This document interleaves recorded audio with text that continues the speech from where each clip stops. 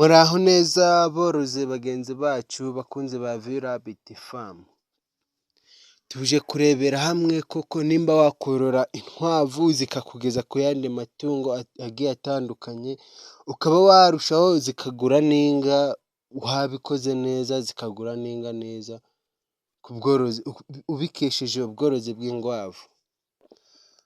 Murareba utangira korora inkwavu zawe ufite icyo ugamije, intego yo ushaka kugeraho.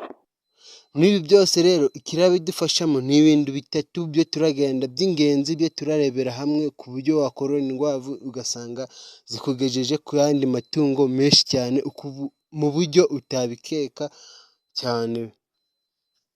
Ufata inkwavu zawe ukazorora, uko zigenda zibyara abana b'inkwavu uko bagenda bavuka nawe ukagenda ubashakira aho kuba heza hameze neza,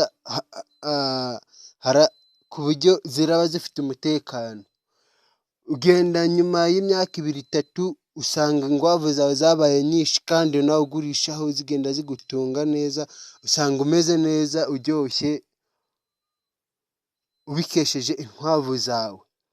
Muri icyo gihe rero niho ugenda ufite wenda hari nk'agakopera ugenda wizigamamo,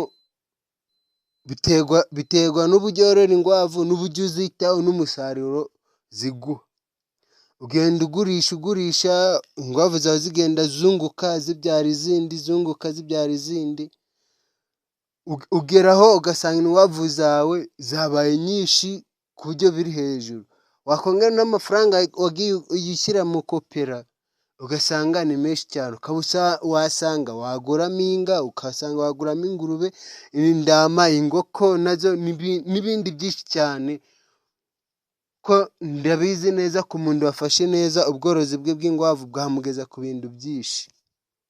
Hagati aho rero ku bantu babyumvishije wumva wabikora pe, ugenda uzorora neza zikagenda zibaho neza, usanga inkwavu zawe zabaye nyinshi zikakugeza ku yandi matungo menshi cyane ku rwego utakeka.